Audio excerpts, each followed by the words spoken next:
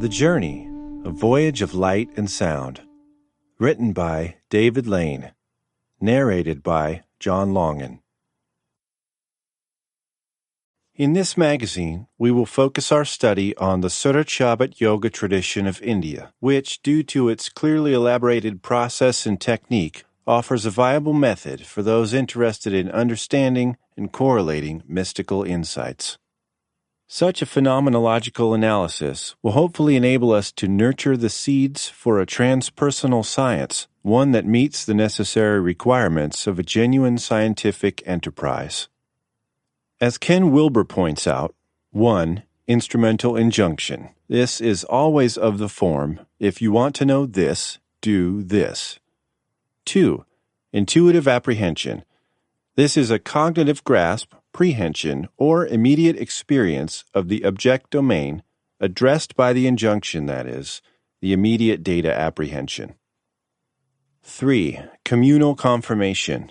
This is a checking of results with others who have adequately completed the injunctive and apprehensive strands. Our examination, based largely upon the writings of the Radhaswami masters and modern non-dual monistic thinkers, will unfold as follows. A. A brief outline of Shabd Yoga tradition and practice, especially in relation to other spiritual traditions like Kundalini Yoga. B. A phenomenological description of how the Surat leaves the physical body during meditation and commences an inner voyage of light and sound through vast regions of existence. C. A summation of how Shabd Yoga can serve as a model methodology for first-hand encounters with spiritual realities, marking a safe and definitive program for future trans-empirical excursions. Overall, my thesis is that this type of undertaking, allowing for a deeper grasp of mystical dimensions, will help promote further studies in consciously induced near-death experiences, which have a rigorous experiential and testable basis.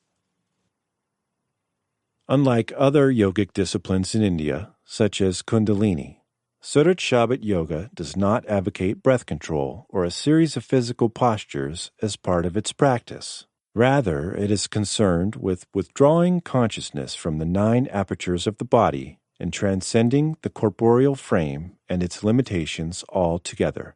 This is accomplished by attaching the mind's attention to an inner light and sound, which is believed to be radiating behind the proverbial 10th door, anatomically located behind and slightly above the physical eyes.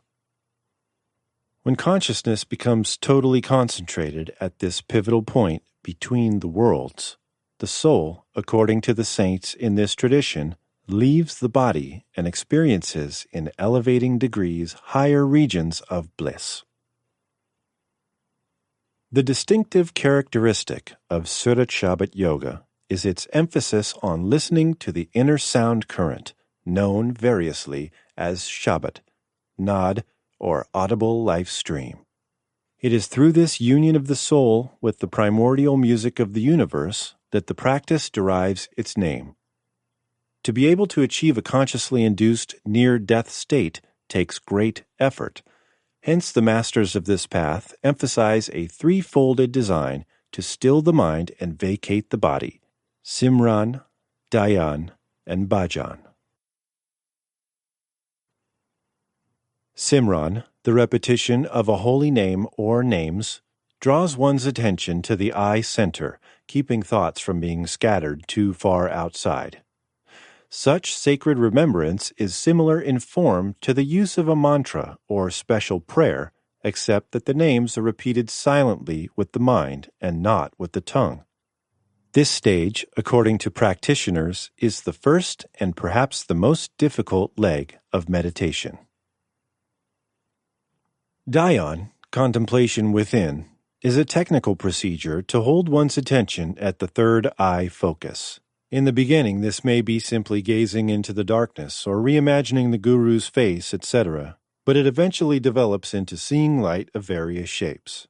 Out of this light appears the radiant form, the one's spiritual master, who guides the neophyte on the inner voyage and becomes the central point of dhyan.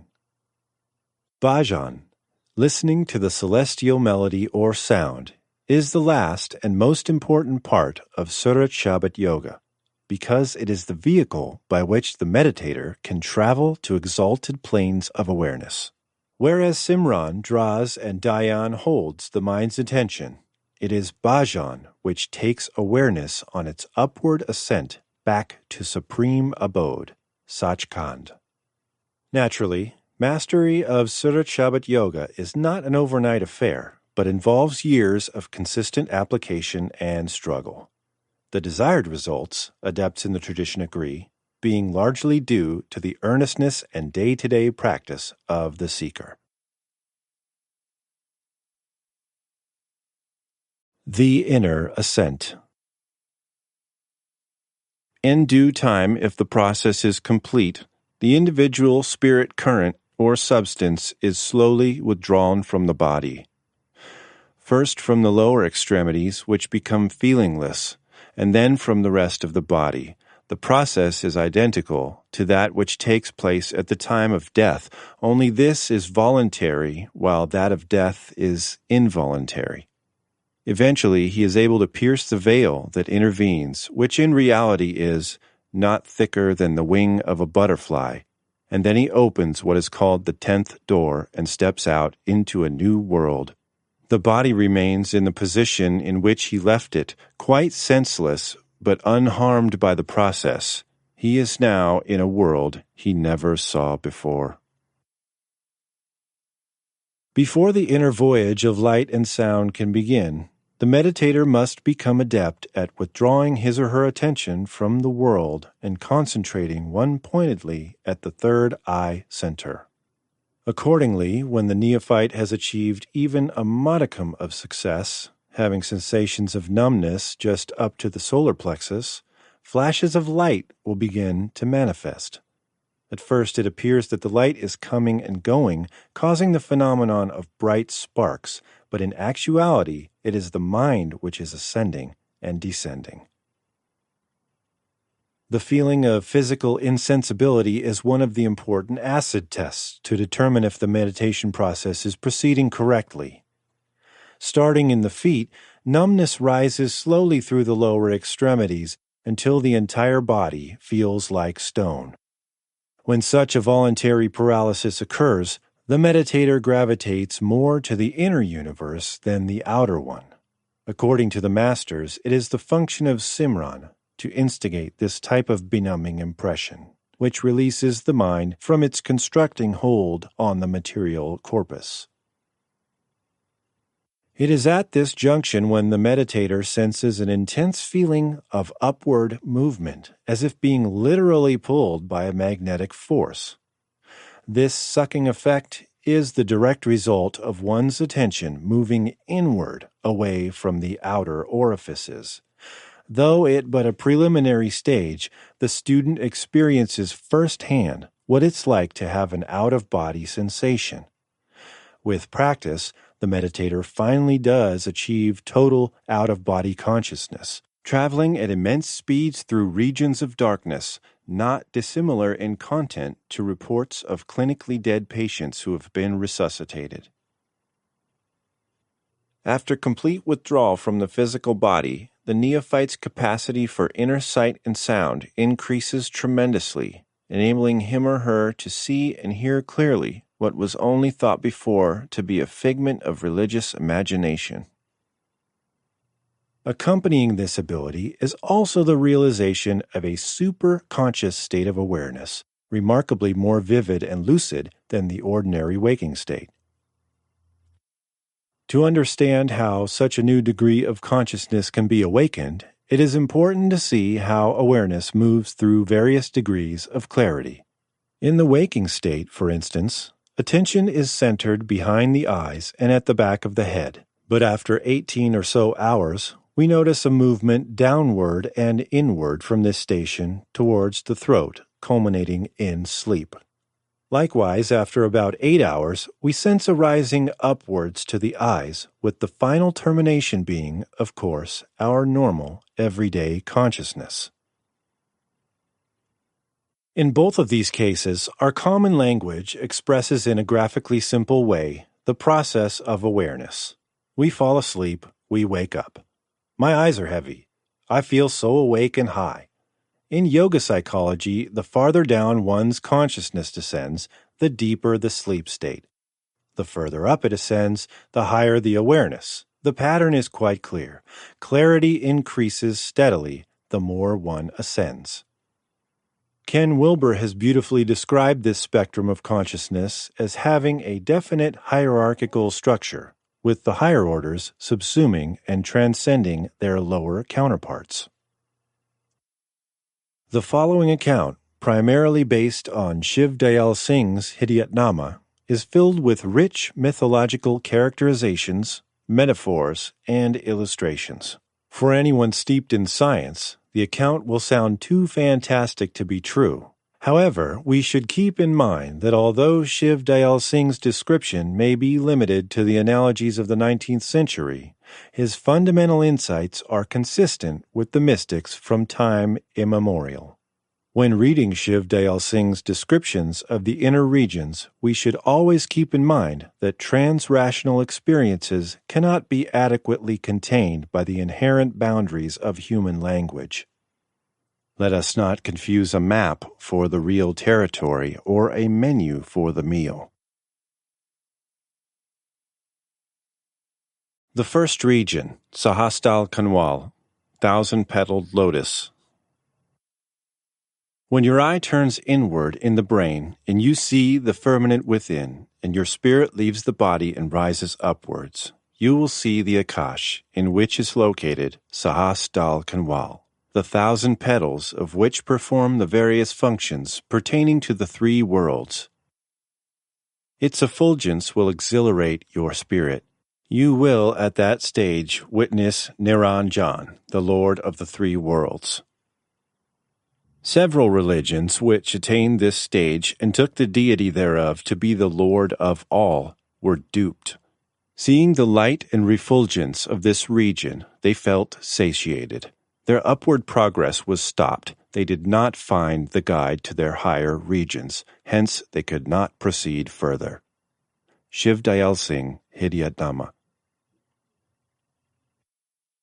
Although the wondrous journey out of the body in Shabd Yoga meditation begins in darkness, eventually the meditator glimpses key points of light, much like the stars filling up a black midnight sky. The student is advised to focus his or her attention on the largest and brightest of these stars, which with repeated concentration will burst, revealing a radiance similar to that of a sun. When this light explodes, a brilliance comparable to a full moon will pull one's attention even further within. Out of that light, according to the masters, the resplendent form of one's guru will appear.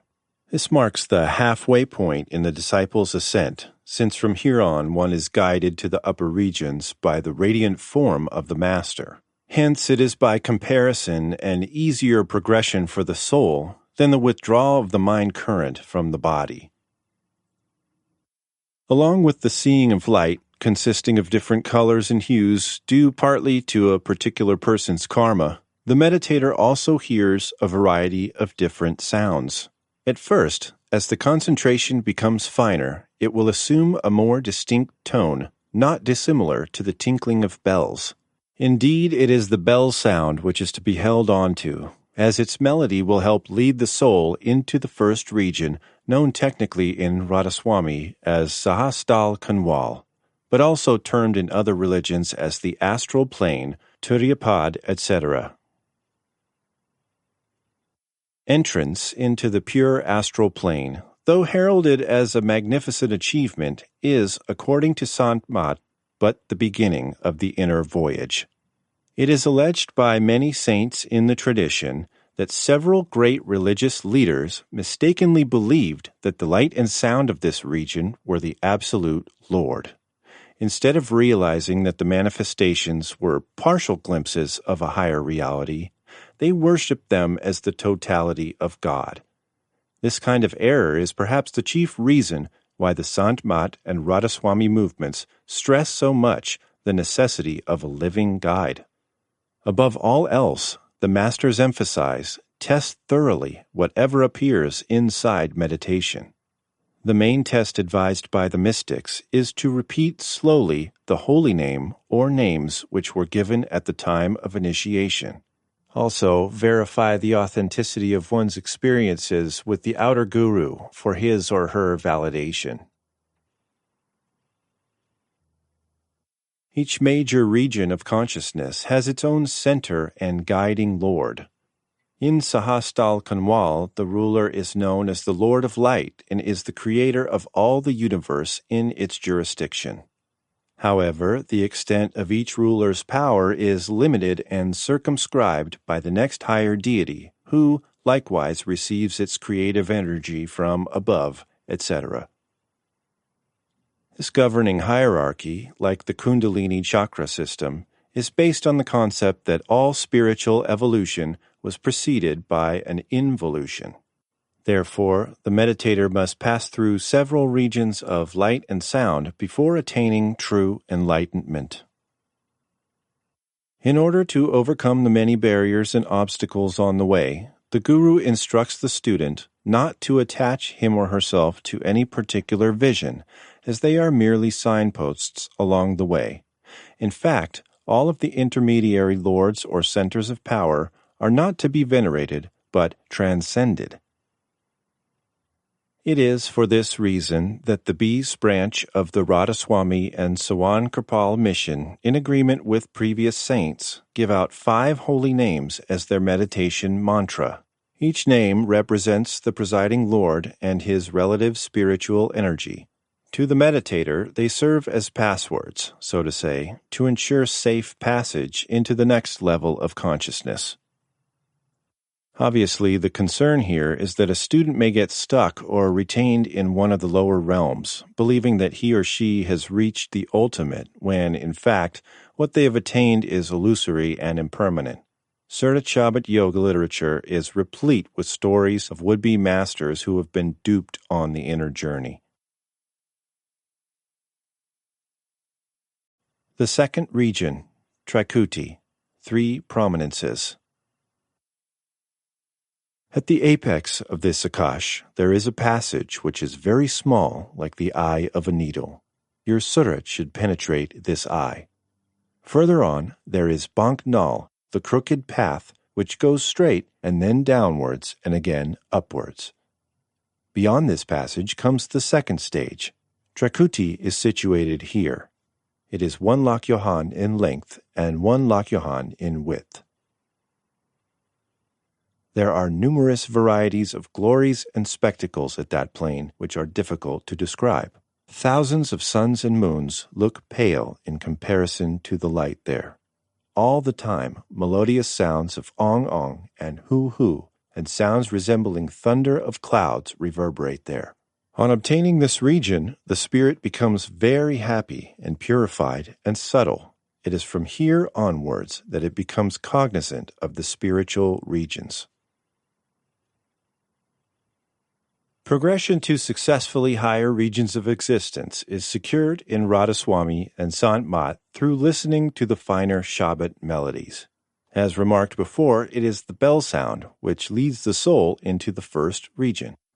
Subsequently, access to the next stage, Trikuti, is garnered by attaching one's attention to the powerful rhythm of drums. However, on the sojourn between the first and second regions, one must pass through Bank Nal, a crooked tunnel which can ward off spirits from progressing further. An interesting description of this particular stage comes from a letter written by a disciple of Sawan Singh dated January 30th, 1945. My progress again started from 9th January.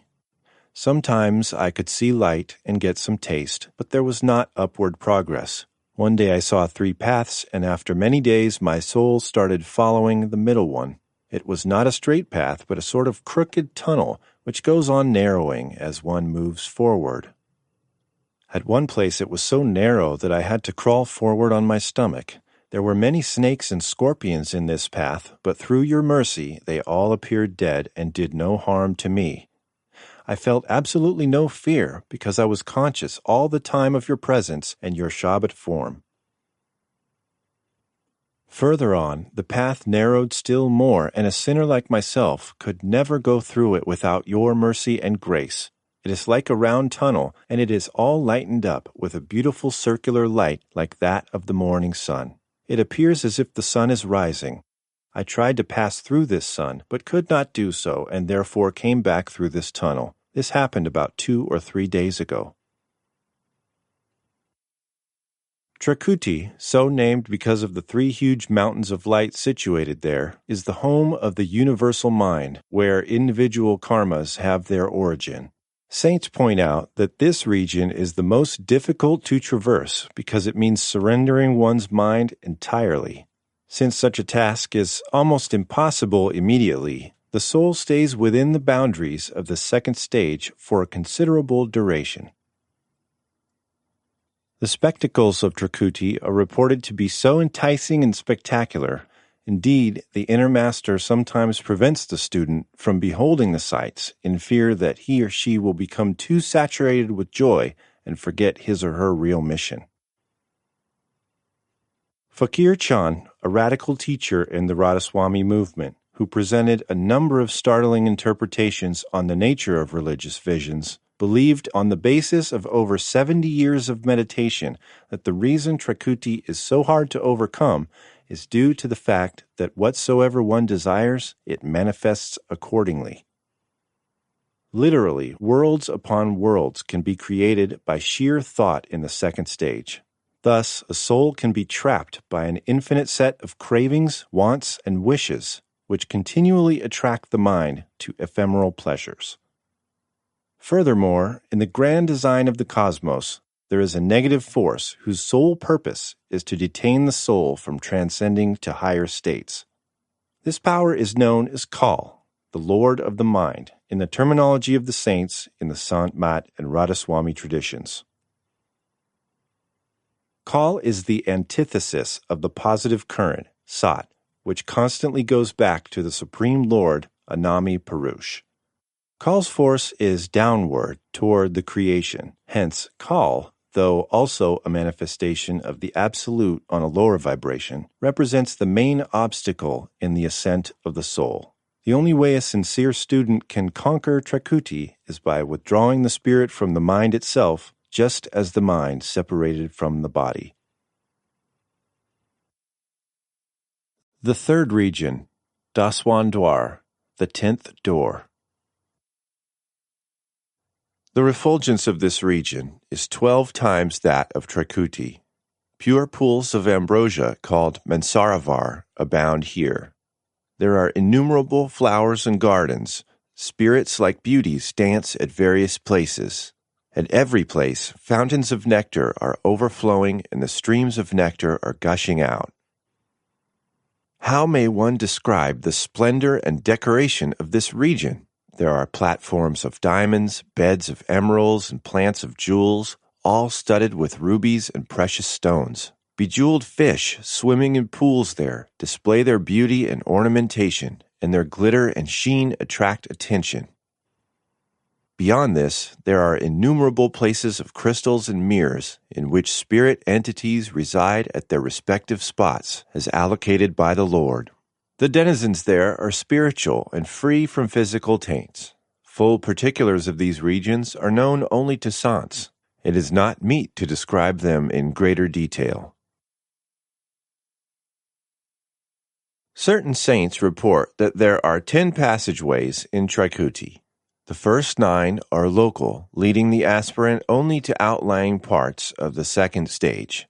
The 10th door, though, opens up into the third region, a dimension beyond mind and matter, appropriately entitled Daswan Dwar. The third region is exceptionally auspicious, since the student leaves the mind plane altogether and realizes for the first time his or her true self as a pure drop of infinite light and love. From Daswan Dwar, the pull is inherently upwards. No longer does Kal's negative power attract the free spirit. Like a butterfly liberated from its inhibiting cocoon, the soul flies forth, unencumbered, to its original and true abode. The Lord of this region is known as the Detached One, and the Shabd manifests as a sarangi with white light shimmering like diamonds. Daswan Dwar's refulgence is so brilliant that it dims 12-fold the reddish light of Trikuti. Although the sound current is one constant audible life stream, it has 4 major gradations: Anahad, Sar, Sat, and Nij. For instance, in the third region, the Shabd transforms from Anahad into Sar, which is the movement from the mind to the soul current. Progressively, Sar Shabd leads into Sat Shabd, which finally ushers in the Nij current of the Supreme Lord, who is absolutely beyond all expression. One of the central attractions in the third region is Mansaravar, a vast pool of immortality, wherein the soul is cleansed of residual samskaras. Elucidates Suwan Singh, when the Sikh gurus built the Golden Temple at what is now the city of Amritsar, they surrounded it with a pool of water to represent on earth the Mansaravar pool or lake of the third spiritual region. This pool they called Amritsar, which has the same meaning as Mansaravar, the pool of the nectar of immortality. In the same way, the Indian rishis and munis called the confluence of the Ganges, Jamuna, and the now vanished Saraswati, Tribini, to symbolize on earth the meeting place of the 3 great streams of refulgent light in Daswan Dwar. But the real thing that gives liberation lies within and not without. Although self-realization is achieved in Daswan Dwar, the student has not merged back totally with the Supreme One. Consciousness is identified with the drop or bubble, but not yet with the ocean of love in its awesome entirety. Thus, the soul must evolve even further to achieve full Jivan Mukti, liberation while living. The face of the self has been discovered. Consciousness beyond body and mind is experienced to be the true reality, but the primordial body of the Absolute remains unattained. Perhaps the most frightening phase in the meditator's exploration is through the region known as Mahasun, which is located between Daswan Dwar and Banwar Gupta.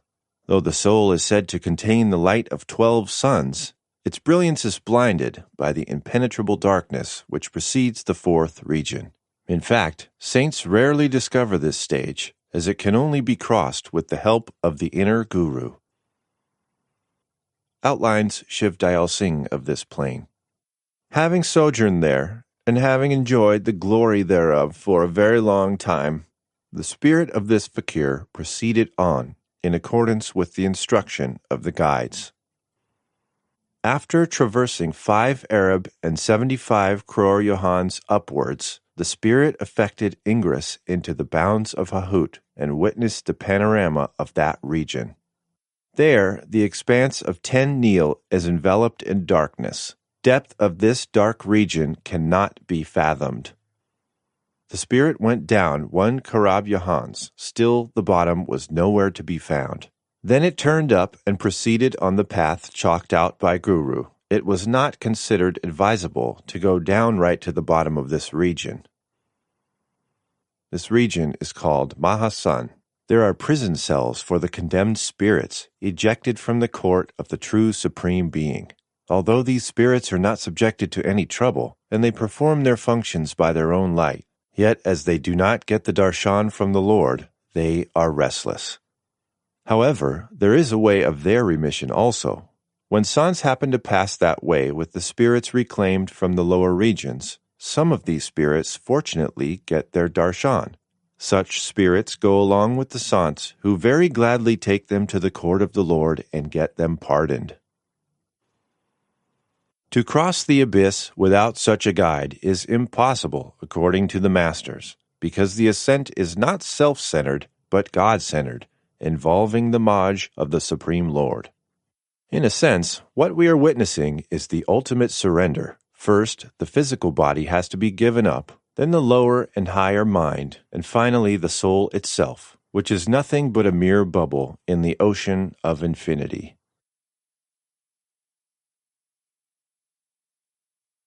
The fourth region, Banwar Gupta, Whirling Cave. The spirit thereafter went to Hutal Hut, which in Hindi has been described as Banwar Gupta. There is a rotating swing here, which is all the time in subtle motion.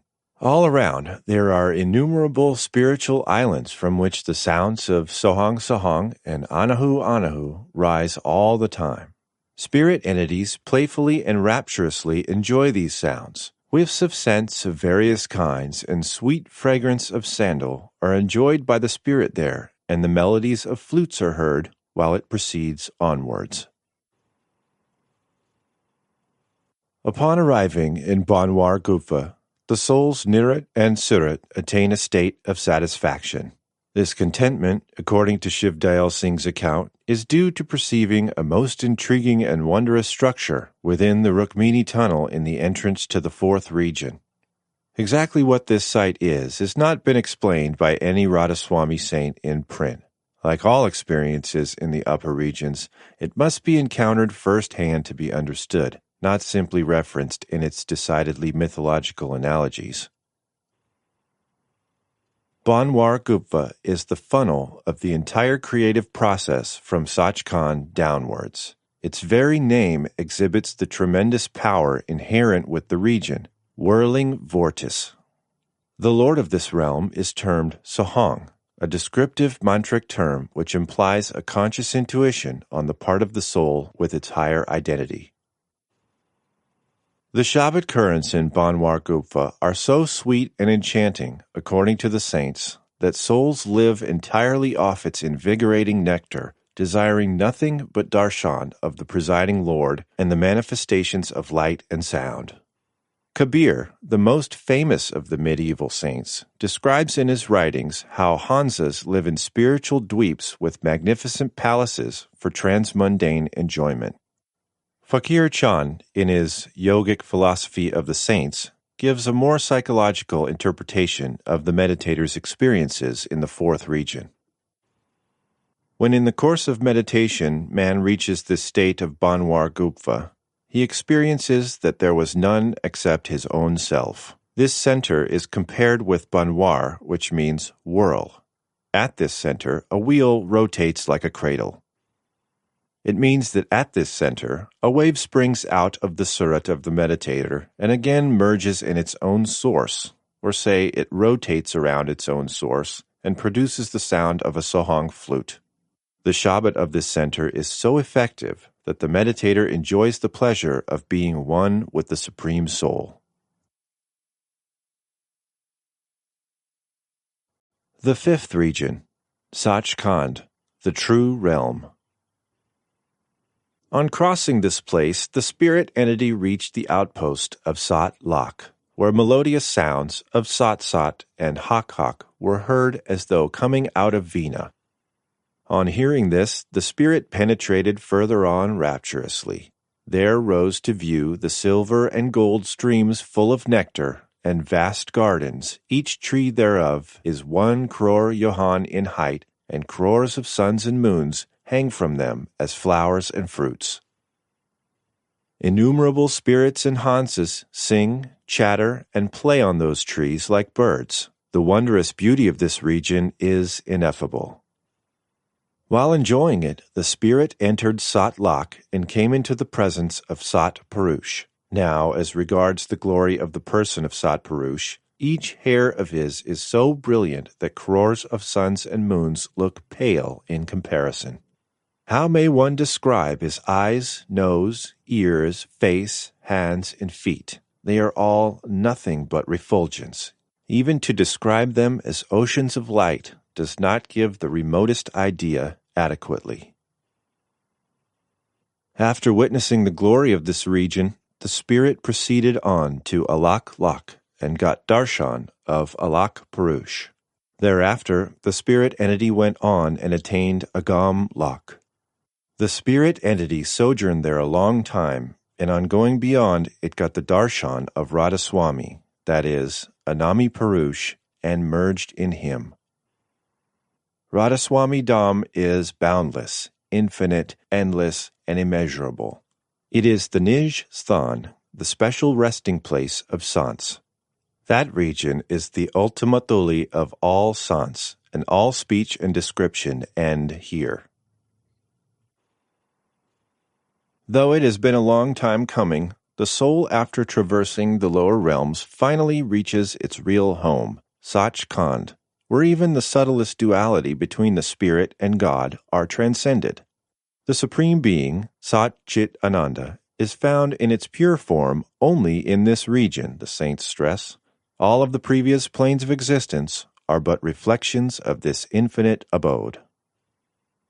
On being admitted to Satpurusha's court, the soul revels in delight, for the inner guru has delivered what he promised, God realization. However, a curious thing happens when the student beholds the Supreme Lord for the first time. The guru is seen as not different from Satpurush, but rather they are one and inseparable. All along, it was not just a human being or an inner spirit guiding the yearning soul, but according to the saints, the absolute self. Now, at this crucial transformation, the student realizes the supreme truth that he or she is not separate from the Divine Master or the Lord, but in eternal unity with them.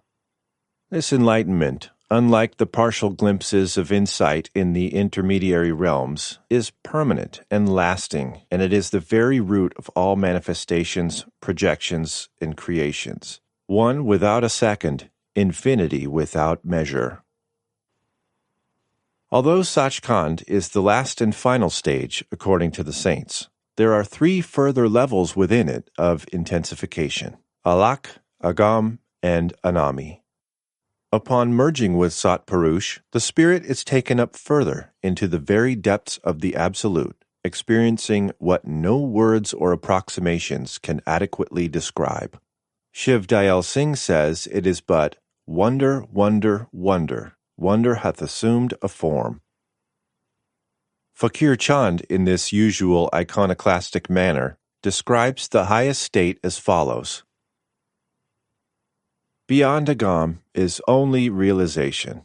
I do know that there is something in me that listens to the Supreme Shabd. What is that? That I do not know. I used to listen to bells, thunders, and veena, but now I listen only to one sound, which is an unbreakable tune about which I cannot say any word.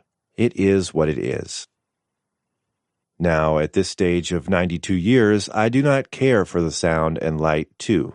Why? Because light is seen by me, and sound is heard by me. Then who is great, light or sound, or he who sees it and listens to it? So far, my realization is concerned, bubble will merge in the ocean. Light will merge in the light. According to the saints, it should be remembered that Satpurush is not some mysterious God which is vastly greater than our limited selves. Rather, it is, in the most profound sense, our very beings. We are not less than it, nor greater than it. We are it. No subject, no object, just pure, unqualified being in an ocean of infinite creative power. It may appear that the Master and God are separate from the disciple, but in truth, they are but expressions of the same whole, the same one. Seeds for a Future Science. Shabd Yoga as an experiential methodology for trans-empirical regions of awareness. The preceding phenomenological description of the soul's ascent, although undoubtedly fascinating, leaves many problems and unanswered questions, not the least of which concerns the notion of self-realization and God-realization. Though we have seen, in a rather armchair fashion, what occurs to consciousness during Shabd Yoga meditations, the ultimate validity of such a process has been left unexamined. For instance, what is considered to be the goal in Kundalini Yoga is regarded as but the first stage in Shabd Yoga. Likewise, Jnana Yoga posits that its method bypasses both Kundalini and Shabd by directly inquiring into one's conscious existence, the source of awareness itself. Hence, what we have here is not only a conflict in transpersonal methodologies, but a paradox over what constitutes ultimate truth and reality. Is Shabd Yoga higher than Kundalini? Does Advaita Vedanta tradition transcend all other spiritual disciplines? The answers, of course, are not easy or forthcoming, except if we happen to belong to a particular school of thought and are consciously or unconsciously prejudiced in our analysis.